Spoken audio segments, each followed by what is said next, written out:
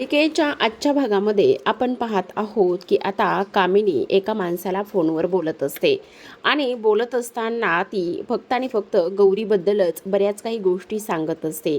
तेवढ्यातच तिथे अनिका येते. अनिका आल्याबरोबर कामिनी तिला म्हणत असते, अगं काय मांजराच्या पावलाने आली आहेस?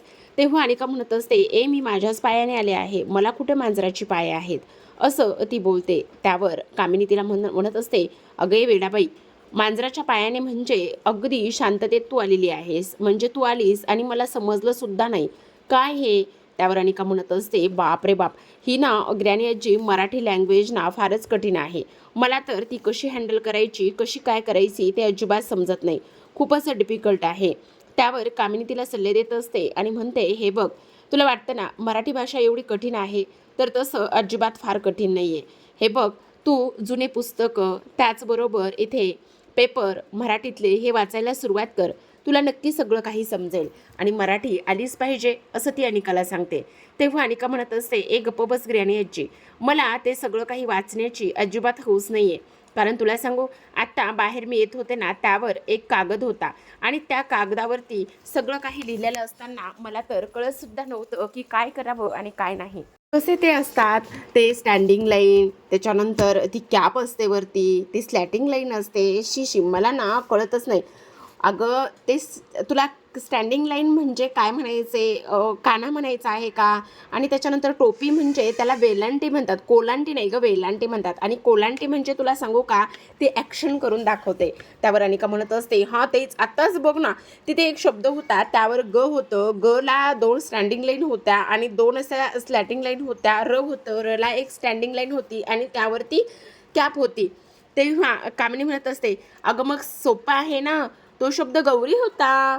हां तेच ते, काय ते गौरी वगैरे, हां बघ किती सोपं आहे, त्या ह्याच्यावर गौरी असंच लिहिलं होतं. तेव्हा कामिनी म्हणत असते, काय म्हणालीस तू, गौरी असं लिहिलं होतं? आणि का तुझ्या लक्षात येते का, कुठे तो कागद, दाखव मला. आता तुला आणि त्या कागदाचं काय करायचं आहे, गप्प बस. तो कागद मी आता नाही माहिती मला कुठे आहे आणि काय आहे ते. आणि का शांत बसायचं नाही, आत्ताच्या आत्ता चल आणि मला तो कागद कुठे आहे ना, तो कागद दाखव. त्यावर लगेच आता अनिका म्हणत असते, तू गप्प बस ग ग्रॅनी आजी, तुझं काय चाललंय ना मला अजिबात समजत नाही. तुला आता तो कागद कशासाठी हवाय? नाहीये माझ्याकडे तो कागदच नाहीये मुळात, असं सुद्धा ती आता इथे बोलत असते.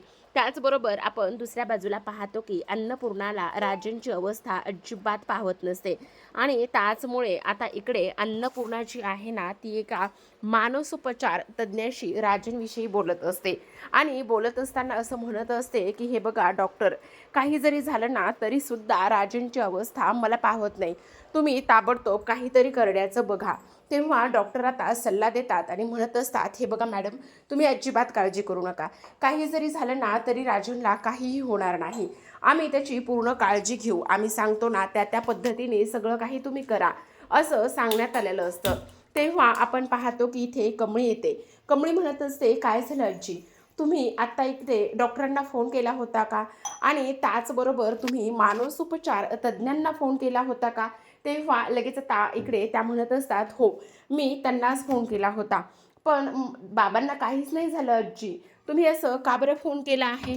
त्यावर लगेच अन्नपूर्णा म्हणत असतात, नाही ग कमळी, तुला असं वाटतं की काही नाही झालं, पण माझा राजन ना खूप जास्त वेगळा आहे, त्याची ही अवस्था मला नाही पाहवत ग, माझा राजन असा अजिबात नव्हता, पण तो आत्ता बघ ना कशा पद्धतीने वागतोय, कसा रिॲक्ट होतोय, हे सगळं मला माझ्या उघड्या डोळ्यांनी नाही पाहावंसं वाटत.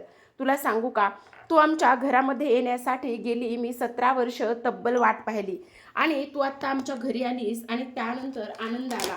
नाहीतर तुला सांगू का, मला तर असं वाटत होतं की मी आता शेवटचा श्वास घेऊन सोडून देते की काय, ह्या सगळ्या गोष्टी मला वाटत होत्या, पण तू आलीस आणि सगळं व्यवस्थित झालं, असं अन्नपूर्णा सांगत असतात. त्याच वेळेला आपण पाहतो की इकडे आता अनिका त्याचबरोबर कामिनी ह्या दोघी जणी तो कागद पाहण्यासाठी गेलेल्या असतात. अनिका सांगत असते, मी बरोबर इथूनच तो कागद फेकला होता. तेव्हा कामिनी तिला म्हणत असते, तू वेडी आहेस का, मला नीट सांग, तू तो कागद कुठून फेकला होता, कसा फेकला होता? तेव्हा ती म्हणत असते, ग्रॅनी आजी प्लीज हा शांत बस, हे बघ मी तुझ्यासाठी काय एजड झाली आहे का, मला माझ्या गोष्टी व्यवस्थित लक्षात राहतात आणि मी व्यवस्थित लक्षात ठेवून तुला सांगते. की मी अजिबात इकडे ओल्ड झाली नाही आहे, मी इथूनच तो कागद फेकला होता, चल आपण बाहेर जाऊन शोधूया. असं म्हणून आता कामिनी तिला बाहेर घेऊन जाते. आता बाहेर घेऊन गेल्यानंतर ते बाहेर कामगार लोक काम करत असतात आणि तिथे आता ते कागद शोधायला सुरुवात करतात.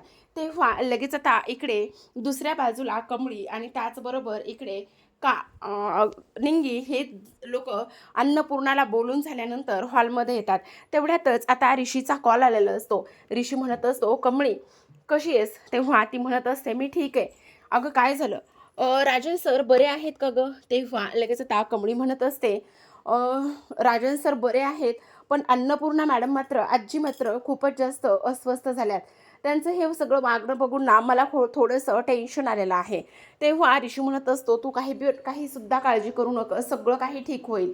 आणि काही जरी लागलं ना तरी तू मला कधीही इन्फॉर्म कर, मी ऑलवेज तुझ्यासाठी हजर असणार आहे, असं तो इथे सांगतो. आणि ह्या सर्व गोष्टी सांगितल्यानंतर आपण पाहतो की तेवढ्यातच नयनतारा आणि त्याचबरोबर रोहित हे दोघेही जण आलेले असतात. आता त्या दोघांना तिथे पाहिल्यानंतर ऋषी बरोबर आतमध्ये निघून जातो आणि लगेचच आता रोहित म्हणत असतो, आई तुला एक गोष्ट सांगू का? मला हे ऋषीचं वागणं ना अजिबात पटलेलं नाही आहे. कारण तुला एक गोष्ट सांगू का, सगळ्यात महत्त्वाची म्हणजे मी राधिकाशी त्या चाळीतल्या मुलीशी प्रेम केलं, लग्न केलं, पण ऋषीचं मात्र अजिबात असं होता कामा नये. काही जरी झालं ना तरी ऋषीने मात्र इथे त्या मुलीशी म्हणजेच कमळीशी कनेक्ट असलेलं मला चालणार नाही. काही कर पण आत्ताच्या आत्ता ह्या सर्व गोष्टी थांबव, असं तो इकडे सांगत असतो. त्याच वेळेला नयनतारा म्हणत असते, हे बघ ऋषीवर माझा पूर्ण विश्वास आहे, तू ऋषीची अजिबात काळजी करू नकोस. काही जरी झालं ना तरी ऋषी हा माझ्या शब्दाबाहेर अजिबात जाणार नाही, असं ती स्पष्टपणे सांगत असते. त्याच वेळेला रोहित म्हणत असतो, ते सगळं ठीक आहे, पण मला फार काळजी वाटते की त्याने ह्या सगळ्या गोष्टी व्यवस्थित कराव्यात. आता लगेचच नयनतारा म्हणत असते, हे बघ राधिका तुझी बायको आहे, त्यापेक्षा तिच्या माहेरमध्ये एवढा प्रॉब्लेम सुरू आहे, इकडे लक्ष देण्यापेक्षा मला असं वाटते रोहित तू थोडंसं राधिकाला समजून घ्यावंस आणि तिच्या माहेरच्या लोकांकडे थोडंसं लक्ष द्यावंस. पण तुझं अजिबात तसं नाही, तू वेगळ्याच विचारामध्ये हरवलेला असतोस. तर दुसऱ्या बाजूला आपण पाहतो गौरी आता अन्नपूर्णाच्या घरी येऊन पोहोचलेली असते. गौरी जेव्हा अन्नपूर्णाच्या घरी येऊन पोहोचते तेव्हा मात्र ती आता लगेचच काही जरी झालं तरी तो कागद कोणाच्याही हाती पडला नाही पाहिजे आणि मला राजनला भेटलं पाहिजे ह्याच विचारामध्ये ती असते. जेव्हा ती तिथे यायला सुरुवात करते त्याच वेळेला लपून छपून जाण्याचा प्रयत्न करत असते. पण बघा ना तेवढ्यातच रागिनी आता बाहेरून आलेली असते, गाडीमध्ये असते आणि गाडीमध्ये असताना तिला समोर ही पदर घेतलेली एक स्त्री दिसते आणि त्यामुळे ती गाडी थांबवते आणि कोण आहेस ग तू, कोण आहेस ग तू, असा कांगावा करते, गाडीतून खाली उतरते. त्याच वेळेला आता लगेचच इकडे जी काही आपली गौरी आहे ती गौरी धावतच तिथून निघून पळून जाण्याचं काम करत असते.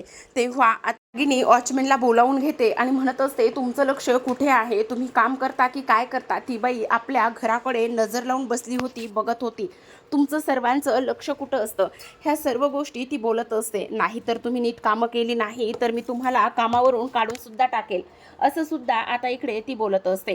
त्याच वेळेला वॉचमॅन म्हणत असतात, माफ करा मला, खरंच माफ करा, माझं चुकलं, पण असं करू नका. पण तेवढ्यातच आता रागिनी पुन्हा पुन्हा त्या लेडीजकडे पाहण्याचं काम करत असते आणि ती कोण होती ह्याचा सुद्धा शोध घेण्याचं काम करत असते. पण तोपर्यंत गौरी तिथून निघून गेलेली असते. आता दुसऱ्या बाजूला आपण पाहतो की आणि कामिनीला आणि अनिकाला समजलेलं असतं की तो जो काही कचरा आहे तो कचरा ना आम्ही त्या डस्टबिनमध्ये टाकून दिला आहे. आणि तेव्हा आता ही लोक विचार करतात, नाही काही जरी झालं ना तरी सुद्धा आपल्याला तो कागद इथे शोधलाच पाहिजे.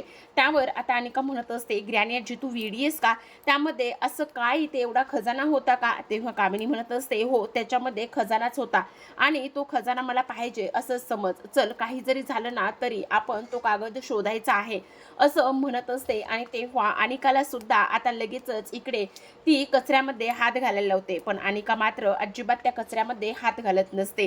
तर आपण पाहतो की आता कमळी आणि निंगी ह्या दोघी जणी त्यांच्या खोलीत जातात. खोलीमध्ये गेल्यानंतर आता कमळी म्हणत असते, खरं तर मला ना काय करावं काय नाही ते समजतच नाही. तू बघितलंस ना, अन्नपूर्णा मॅडमने किती आणि कशा पद्धतीने त्यांच्या मोठ्या नातीविषयी स्वप्न रंगवलेले आहेत. तेव्हा निंगी म्हणत असते, बरं झालं कमळे आत्ता तू काही सांगितलं नाहीस, आणि जर तू काही सांगायला गेली असतीस तर खूपच मोठा प्रॉब्लेम झाला असता. पण हे असं किती दिवस चालणार आहे तेच मला काही कळत नाही गं. खरंच करायला गेलो गणपती आणि झाला मारुती, असंच आता इकडे कमळी म्हणत असते. तेव्हा निंगी म्हणत असते, हे बघ कमळे, तू अजिबात काळजी करू नको, सगळं काही व्यवस्थित होईल. आणि काही जरी झालं ना तरी आता आपल्याला इथे ऋषी सरांचा सुद्धा सपोर्ट आहेच ना, ते सगळं काही मॅनेज करून घेतील. तेव्हा निंगी म्हणत असते, पण तुला एक गोष्ट सांगू का कमळे, जर ह्या लोकांना कळलं ना तर त्याच वेळेला ह्या तिन्ही माकडी बाहेर हकलून देण्यासाठी सुद्धा त्या कमी करणार नाहीत, असं सुद्धा आता इकडे ती बोलत असते. तर प्रेक्षकांनो, अशाच नवनवीन मालिकांचे अपडेट आणि त्याचबरोबर रिव्ह्यू जाणून घ्यायचे असतील, पाहायचे असतील तर नक्की चॅनलला सबस्क्राईब करा. भेटूयात उद्याच्या भागात. तोपर्यंत पाहत रहा कमळी.